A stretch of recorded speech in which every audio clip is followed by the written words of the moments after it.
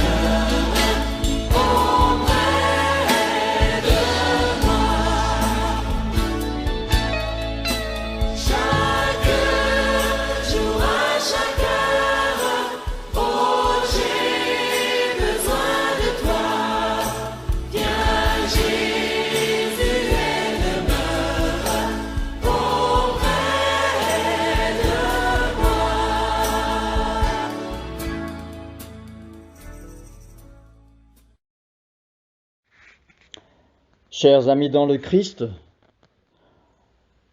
d'un cœur docile et pénitent, confessons nos péchés, pour que dans sa bonté infinie et sa miséricorde, Dieu nous accorde le pardon. Dieu de miséricorde, nous confessons que nous avons péché contre toi, en pensée, en parole et en acte, par ce que nous avons fait et ce que nous avons omis de faire. Nous ne t'avons pas aimé de tout notre cœur, nous n'avons pas aimé notre prochain comme nous-mêmes. Nous regrettons sincèrement ces fautes. Humblement, nous nous en repentons. Pour l'amour de ton Fils Jésus-Christ, prends pitié de nous et pardonne-nous. Alors ta volonté fera notre joie, et nous pourrons marcher dans tes chemins par la gloire de ton nom. Amen. Que le Dieu Tout-Puissant vous fasse miséricorde, qu'il vous pardonne vos péchés, par Jésus-Christ notre Seigneur, qu'il vous affermisse en tout bien, et par la puissance de l'Esprit Saint, qu'il vous garde pour la vie éternelle. Amen. Dieu, viens à mon aide. Seigneur, à mon secours. Gloire au Père et au Fils et au Saint-Esprit, au Dieu qui est, qui était et qui vient, pour les siècles des siècles. Amen. Alléluia. Lecture du deuxième livre de Samuel, chapitre 6, les versets 1 à 19. David rassembla encore toute l'élite d'Israël, au nombre de 30 000 hommes. Et David, avec tout le peuple qui était auprès de lui, se mit en marche depuis Baal et Juda, pour faire monter de là l'ange de Dieu, devant laquelle est invoqué le nom de l'Éternel des armées, qui réside d'entre les chérubins au-dessus de l'arche. Ils mirent sur un char neuf l'arche de Dieu, et l'emportèrent de la maison d'Abinadab sur la colline. Uza et Achio, fils d'Abinadab, conduisaient le char neuf. Ils l'emportèrent donc de la maison d'Abinadab sur la colline. Uza marchait à côté de l'arche de Dieu, et Achio allait devant l'arche. David et toute la maison d'Israël jouaient devant l'Éternel de toutes sortes d'instruments de bois de cyprès, des harpes, des luttes, des tambourins, des sistres et des cymbales. Lorsqu'ils furent arrivés à l'aire de Nacon, Uza étendit la main vers l'arche de Dieu et la saisit, parce que les bœufs la faisaient pencher. La colère de l'Éternel s'enflamma contre Uza, et Dieu le frappa sur place à cause de sa faute. Uza mourut là, près de l'arche de Dieu. David fut irrité de ce que l'Éternel avait frappé Uza d'un tel châtiment, et ce lieu fut appelé jusqu'à ce jour Péretz Uza. David eut peur de l'Éternel en ce jour-là, et il dit, « Comment l'ange de l'Éternel entrerait-elle chez moi ?» Il ne voulut pas retirer l'arche de l'Éternel chez lui, dans la cité de David, et il la fit conduire dans la maison de Obed-Édom de Gath. L'ange de l'Éternel resta 3 mois dans la maison de Obed-Édom de Gath, et l'Éternel bénit Obed-Édom et toute sa maison. On vint dire au roi David, « L'Éternel a béni la maison d'Obed-Édom et tout ce qui est à lui, à cause de l'arche de Dieu. » Et David se mit en route. Il fit monter l'arche de Dieu depuis la maison d'Obed-Édom jusqu'à la cité de David, au milieu des réjouissances. Quand ceux qui portaient l'arche de l'Éternel eurent fait 6 pas, on sacrifia un bœuf et un veau gras. David dansait de toute sa force devant l'Éternel, et il était ceint d'un éphod de lin. David et toute la maison d'Israël firent monter l'arche de l'Éternel avec des cris de joie et au son des trompettes. Comme l'ange de l'Éternel entrait dans la cité de David, Michal, fille de Saül, regardait par la fenêtre, et, voyant le roi David sauter et danser devant l'Éternel, elle le méprisa dans son cœur. Après qu'on eut amené l'arche de l'Éternel, on l'a mis à sa place, au milieu de la tente que David avait dressée pour elle. Et David offrit de l'Éternel des holocaustes et des sacrifices d'action de grâce. Quand David eut achevé d'offrir les holocaustes et les sacrifices d'action de grâce, il bénit le peuple au son de l'Éternel des armées. Puis il distribua à tout le peuple, à toute la multitude d'Israël, hommes et femmes, à chacun un pain, une portion de viande, un gâteau de raisin. Et tout le monde s'en alla, chacun dans sa maison. Parole du Seigneur. Nous rendons grâce à Dieu.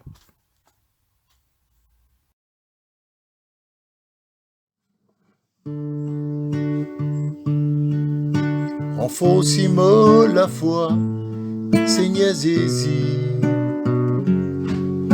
Aide-moi pour tirer ban doute dans mon esprit. Au milieu, mon l'épreuve, moment de souffrance, mon maladie. Renforcez-moi la foi, Seigneur Jésus. Toi qui es nous, qui déclaré, dimanche pour gagner. Rodzot va découvert, tape la porte, li ouvert. Nous virons toi dans nos souffrances, nous demandons toi avec confiance, ouvert pour nous la porte, l'espérance. Renforcez-moi la foi, Seigneur Jésus. Aide-moi pour tirer ban doute dans mon esprit. Au milieu, mon l'épreuve, mon ban souffrance, mon maladie. Renforcez-moi la foi, Seigneur Jésus. Toi qui invites nous dans la peine, pour donne-toi nos fardeaux. Te fais nous les casse tout la scène, on nous la croix l'auto les deux. Nous amène douleur pour nos enfants, et que nous menace qui paie fou le camp. Sauve-nous Seigneur, bonne tentation trop grande.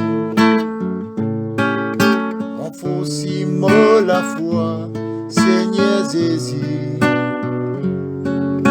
Aide-moi pour tirer ban doute dans mon esprit. Au milieu, mon l'épreuve, mon ban souffrance, mon maladie. Renforcez-moi la foi, Seigneur Jésus. Toi qui appelles nous, ou marche vers toi, dans tempête, l'eau, la mer. Tiens nous vini, pas besoin père, continue garde nous la foi. La brise tracas peut souffler, gros vague souffrance ça peut écraser.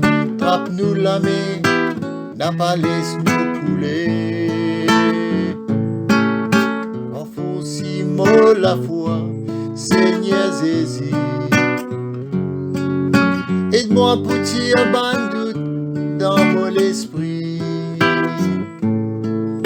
Au milieu, mon l'épreuve, mon ban souffrance, mon maladie. Renforcez-moi la foi, Seigneur Jésus. Renforcez-moi la foi, Seigneur Jésus. Aide-moi pour tirer ban doute dans mon esprit. Au milieu, mon l'épreuve, mon ban souffrance, mon maladie. Renforcez-moi la foi, Seigneur Jésus.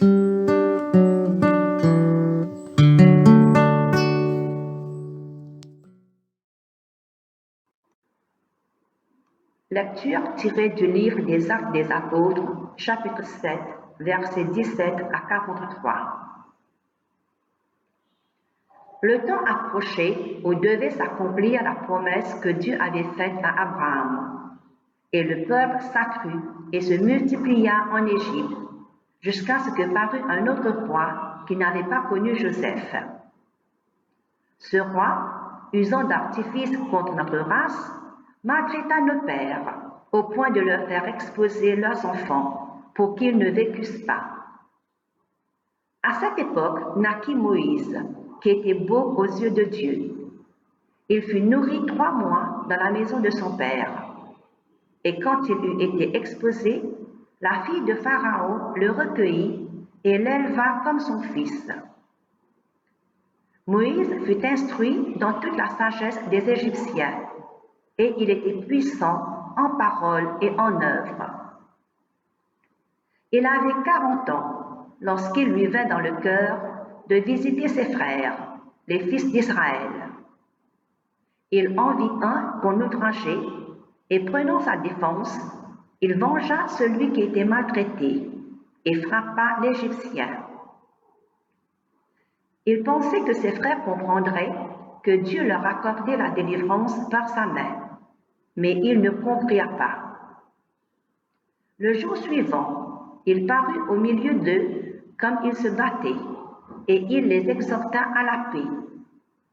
« Hommes, dit-il, vous êtes frères, pourquoi vous maltraitez-vous l'un l'autre » Mais celui qui maltraitait son prochain le repoussa en disant « Qui t'a établi chef et juge sur nous? Veux-tu me tuer comme tu as tué hier l'Égyptien » À cette parole, Moïse prit la fuite et il alla séjourner dans le pays de Madian, où il engendra 2 fils. 40 ans plus tard, un ange lui apparut au désert de la montagne de Sinaï dans la flamme d'un buisson en feu. Moïse, voyant cela, fut étonné de cette apparition, et comme il s'approchait pour examiner, la voix du Seigneur se fit entendre. « Je suis le Dieu de tes pères, le Dieu d'Abraham, d'Isaac et de Jacob. » Et Moïse, tout tremblant, n'osait regarder. Le Seigneur lui dit, « Ôte tes souliers de tes pieds, car le lieu sur lequel tu te tiens est une terre sainte. J'ai vu la souffrance de mon peuple qui est en Égypte. J'ai entendu ses gémissements, et je suis descendu pour le délivrer. Maintenant, va, je t'enverrai en Égypte. » Ce Moïse qu'ils avaient renié en disant « Qui t'a établi chef et juge ?» c'est lui que Dieu envoya comme chef et comme libérateur, avec l'aide de l'ange qui lui était apparu dans le buisson. C'est lui qui les fit sortir d'Égypte, en opérant des prodiges et des miracles au pays d'Égypte, au sein de la mer Rouge et au désert pendant 40 ans. C'est ce Moïse qui dit aux fils d'Israël, « Dieu vous suscitera d'entre vos frères un prophète comme moi. » C'est lui qui, lors de l'assemblée au désert, étant avec l'ange qui lui parlait sur la montagne de Sinaï et avec le Père, reçut des oracles vivants pour nous les donner.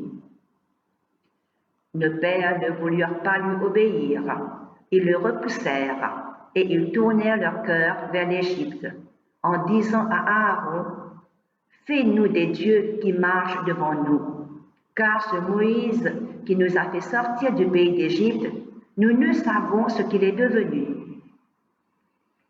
Et en ces jours-là, ils firent un veau, ils offrirent un sacrifice à l'idole et se réjouirent de l'œuvre de leurs mains. Alors Dieu se détourna et les livra au culte de l'armée du ciel, selon qu'il est écrit dans le livre des prophètes.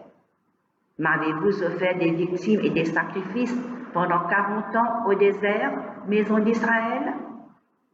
Vous avez porté la tente de Moloch et l'étoile du dieu enfant, ces images que vous avez faites pour les adorer. Aussi vous transporterai-je au-delà de Babylone. Parole du Seigneur. Nous rendons grâce à Dieu.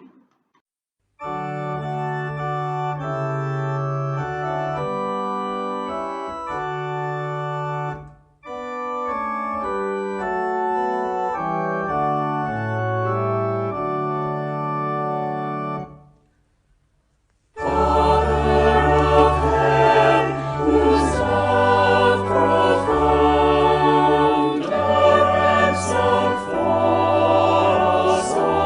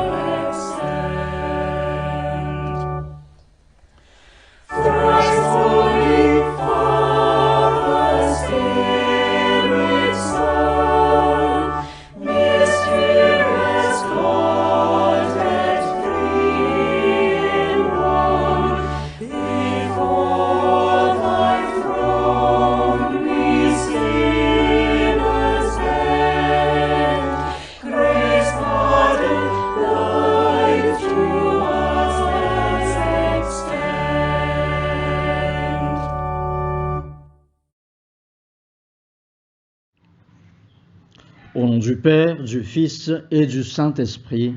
Amen. Prions le Seigneur. Seigneur Dieu Papa, en cette soirée que nous passons ensemble avec toi, dans ce culte du soir, nous voudrions te demander de nous enseigner en cœur ta parole, afin que nous sachions, Seigneur, comment nous comporter devant toi, pour ne pas attirer, Seigneur, les malheurs sur notre vie, mais plutôt tes bénédictions, car tu es un Dieu qui est prêt, toujours prêt, Seigneur, à bénir ton peuple. Aussi, Seigneur, mets ta parole sur ma bouche, et que ta parole, Seigneur, nous touche le cœur, que nous soyons bénis par ta parole. Parle, Seigneur, nous t'écoutons. Au nom de Jésus, nous prions. Amen. Chers frères et sœurs en Christ, bonsoir. Aujourd'hui, mon partage vient du deuxième livre de Samuel, au chapitre 6, qui nous relate l'histoire de David qui a voulu reprendre le coffre sacré de Dieu de la maison d'Abinadab pour le ramener chez lui à Jérusalem.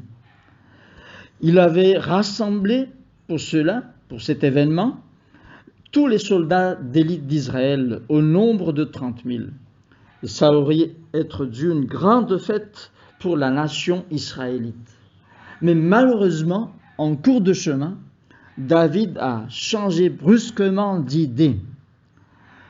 En effet, il est écrit dans le verset 9 de ce 2 Samuel chapitre 6, ce que David a dit, « Je ne peux pas accueillir chez moi le coffre du Seigneur. » Pourquoi donc ce changement soudain d'idée de David? Il arrivait, mes chers amis, que les bœufs qui ont tiré le char sur lequel était placé le coffre sacré de Dieu, ces bœufs-là ont failli faire tomber le coffre de Dieu. Et ayant vu cela, Uza, ce fils d'Abinadab, a étendu les mains pour essayer de le retenir. Ce geste d'Abinadab, humainement parlant, était d'une bonne, très bonne même intention pour ne pas faire tomber par terre, le coffre sacré de Dieu. Mais pourtant, aux yeux de Dieu, c'était un geste irréfléchi.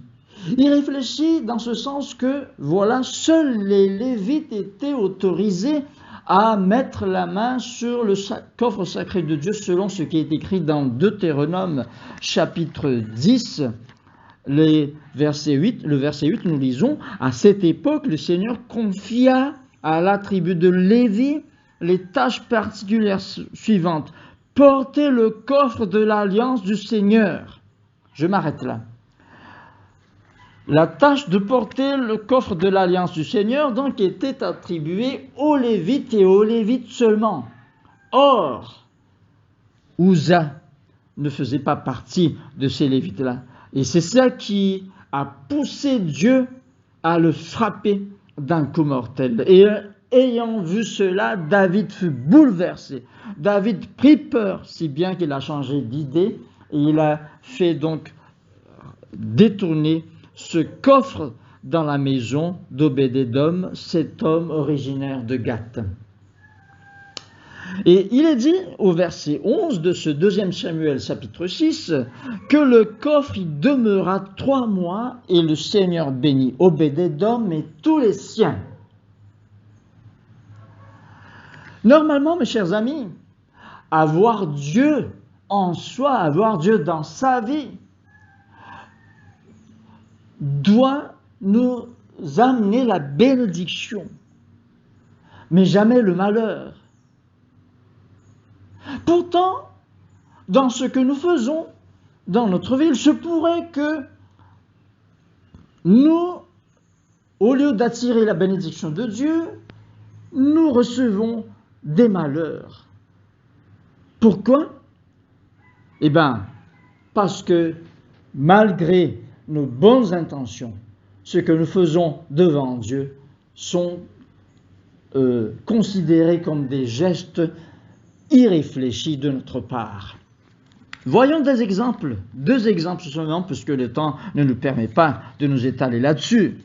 Voyons 2 exemples à cet endroit. Par exemple, dans le premier chapitre, premier livre de Saint Paul aux Corinthiens, au chapitre 11, il est écrit depuis le verset 27 que je vais vous lire, que si on ne s'examine pas avant de prendre la Sainte Communion, alors nous attirons le jugement de Dieu. En effet, il est écrit, c'est pourquoi celui qui mange le pain du Seigneur ou boit de sa coupe de façon indigne se rend coupable de péché envers le corps et le sang du Seigneur. Que chacun donc s'examine soi-même et qu'il mange alors de ce pain et boive de cette coupe. Car si quelqu'un mange du pain et boit de la coupe sans reconnaître leur relation avec le corps du Seigneur, il attire ainsi le jugement sur lui-même. C'est pour cette raison que beaucoup d'entre vous sont malades et faibles et que plusieurs sont morts. Si nous commencions par nous examiner nous-mêmes, nous éviterions de tomber sous le jugement de Dieu. Amen. Notre intention de prendre la Sainte Communion quand nous venons à l'Église est une bonne intention. Si toutefois nous nous examinions d'abord avant de faire cela. Il y a des gens qui sont toujours dans l'amertume et qui ne veulent pas s'en défaire. Pourtant, ils viennent devant l'autel pour prendre la Sainte Communion. Alors, à ce moment-là, au lieu de gagner la bénédiction de Dieu, cette personne-là attire le jugement du Seigneur. C'est un exemple parmi tant d'autres comme un mauvais comportement que nous pourrions avoir devant le Seigneur. Certaines personnes sont encore en querelle avec d'autres personnes et pourtant ils viennent pour prendre la Sainte Seine. C'est pas bon aux yeux du Seigneur, mes chers amis. Nous devons nous examiner et nous détacher de tout mauvais comportement ou bien de nos fautes et de nous en repentir sincèrement devant le Seigneur pour pouvoir ainsi gagner la faveur du Seigneur. Deuxième exemple que j'ai préparé pour nous, c'est écrit dans 1 Pierre chapitre 5. Je vais vous lire à partir du verset 5. Il y a des gens qui sont orgueilleux et arrogants devant le Seigneur et devant les autres. Écoutez un peu ce que dit l'apôtre Pierre. De même, jeunes gens, soyez soumis à ceux qui sont plus âgés que vous. Il y a des jeunes gens, on entend par jeunes gens non pas seulement des jeunes personnes, mais même des grandes personnes qui ne sont pas soumis aux plus âgés que dans l'Église. Et vous tous, revêtez-vous d'humilité dans vos rapports les uns avec les autres, car l'Écriture déclare, Dieu s'oppose aux orgueilleux, mais il traite les humbles avec bonté. Courbez-vous donc humblement sous la main puissante de Dieu, afin que vous vous élève au moment qu'il a fixé. Disons par exemple qu'une personne trouve une faute commise dans l'Église et il voudrait corriger cela, mais ce qu'il fait, il le fait d'une façon, disons, sans respect et sans amour. Il devient ainsi arrogant et orgueilleux devant Dieu et devant l'Assemblée. Nous pouvons, mes chers amis, nous corriger les uns envers les autres, mais faisons-le avec respect et avec amour. Jamais poussé par un cœur mal intentionné de semer la zizanie au sein de l'Église, mais plutôt animé d'un cœur plein d'amour pour recevoir la faveur de Dieu, pour être apprécié devant Dieu. Mes chers amis, le temps ne nous permet pas de nous étaler, comme je vous l'ai dit, à beaucoup de choses. Mais essayons de réfléchir au moins à ces 2 exemples que je venais de citer tout à l'heure. Car voyez-vous, avoir Dieu en soi doit être une bénédiction pour nous, mais jamais une source de malheur pour nous. Et si nous voulons que ça soit ainsi une source de bénédiction, alors évitons d'agir de façon irréfléchie. Évitons de nous comporter de façon indigne devant le Seigneur et devant nos amis, les frères et sœurs de l'Église. Que Dieu nous aide à réfléchir sur ces instructions. Amen.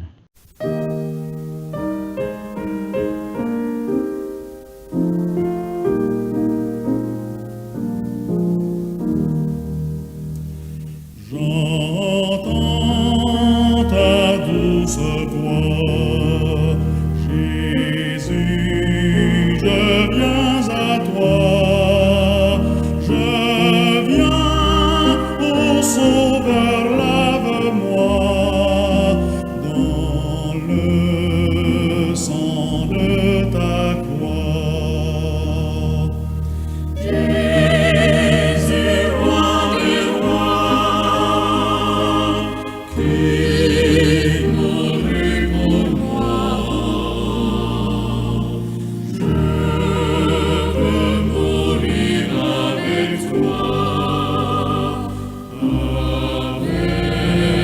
toi sur la croix. J'entends ta douce voix qui me dit crois en moi. Je crois, Seigneur, soutiens ma foi. Tiens-moi près de ta croix. Jésus, roi des rois, qui mourut pour moi, je veux mourir avec toi sur la croix. J'entends ta douce voix, elle pénètre en moi, il me dit d'aimer comme toi, de l'amour de la croix. Jésus, roi des rois, qui mourut pour moi, je veux mourir avec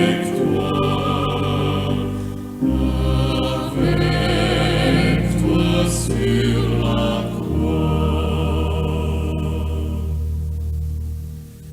J'entends ta douce voix, toi qui mourus pour moi, Seigneur, que je m'unisse à toi dans ta mort par la foi. Jésus, roi des rois, qui mourut pour moi, je veux mourir avec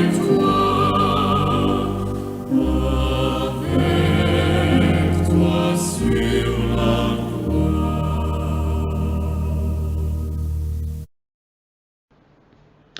Récitons ensemble le symbole des apôtres.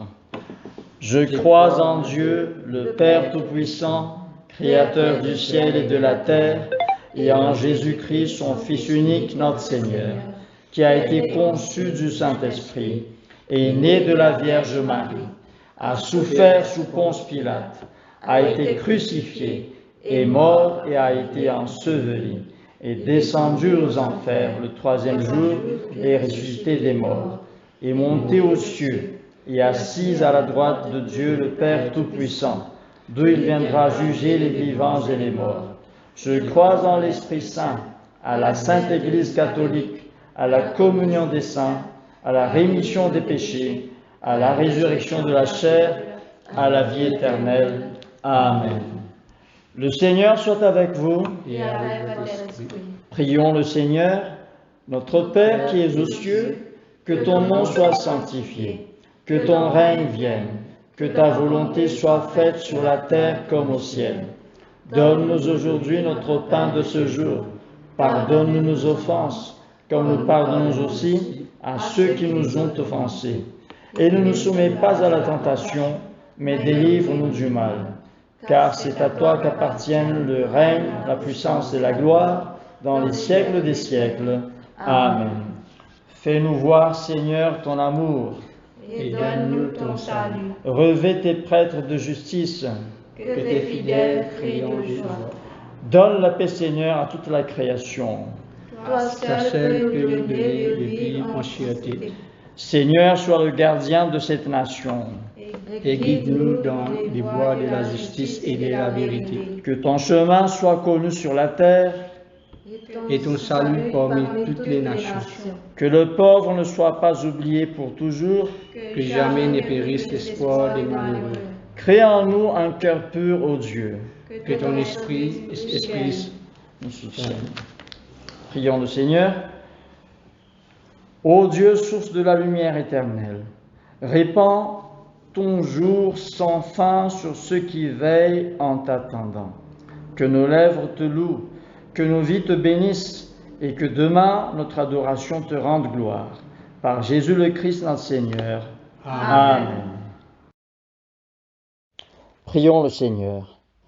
Dieu Tout-Puissant, Père de miséricorde, nous te rendons grâce de ta bonté et de ton amour envers nous, tes serviteurs indignes, et envers tout ce que tu as fait. Nous te bénissons parce que tu nous as créés, tu nous protèges et tu nous combles des bienfaits de cette vie. Mais surtout parce que dans ton amour inépuisable, tu as racheté le monde par ton Fils Jésus-Christ et tu nous donnes les moyens de recevoir ta grâce et l'espérance de la gloire sans fin.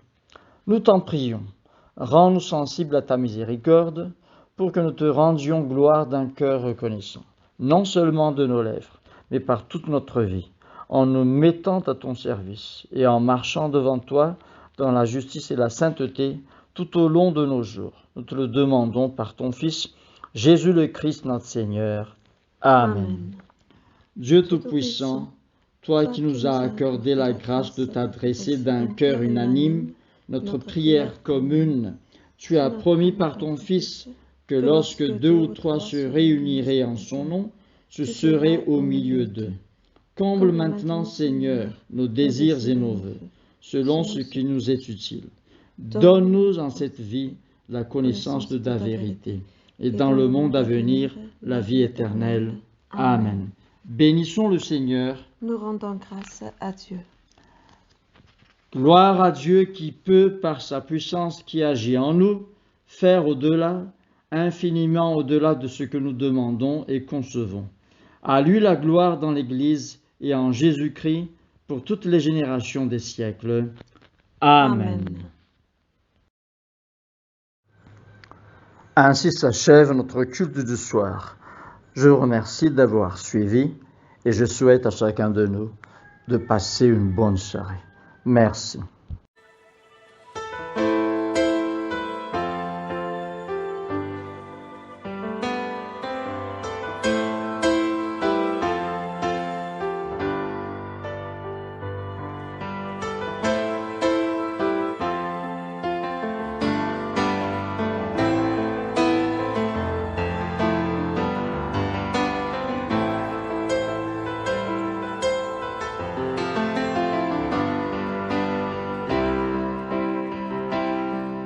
Tous les anges louent sa sainteté.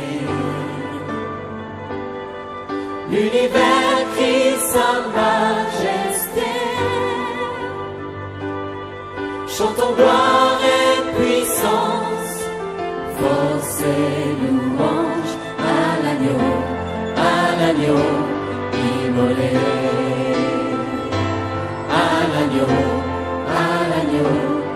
immolé. Tous les anges louent sa sainteté. L'univers crie sa majesté.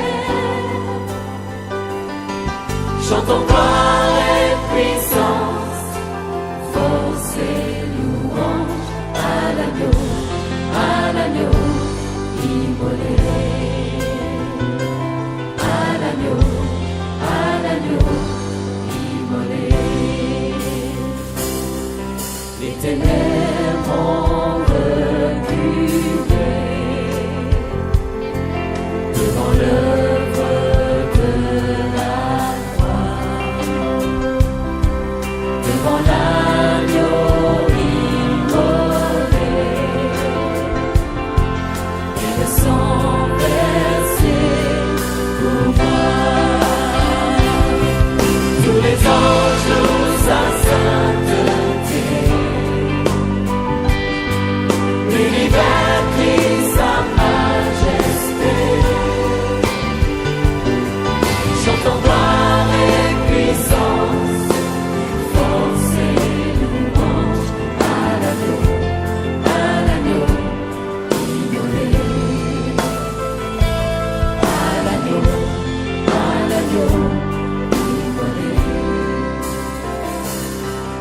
de la vie qu'il a donnée,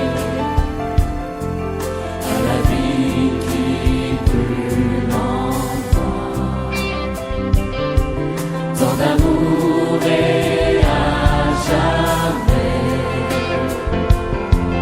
ma reconnaissance au roi. Tous les anges louent sa sainteté, l'univers crie sa majesté. Chantons gloire et puissance, force et louange à l'agneau immolé. À l'agneau immolé.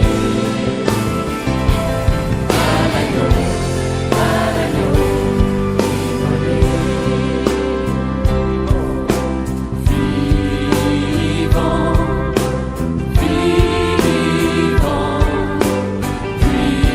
puissant, puissant, vivant, Dieu vivant, puissant, tout puissant, Dieu vivant et tout puissant, Dieu vivant et tout puissant. Tous les anges louent sa sainteté, l'univers crie sa majesté.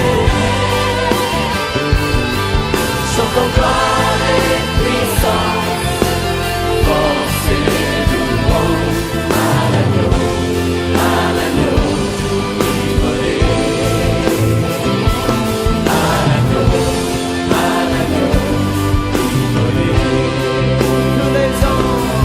Tous les anges louent sa sainteté, l'univers crie sa majesté. Chantons gloire et puissance, force et louange à l'agneau immolé. À l'agneau immolé. À l'agneau immolé. À l'agneau immolé. À l'agneau immolé.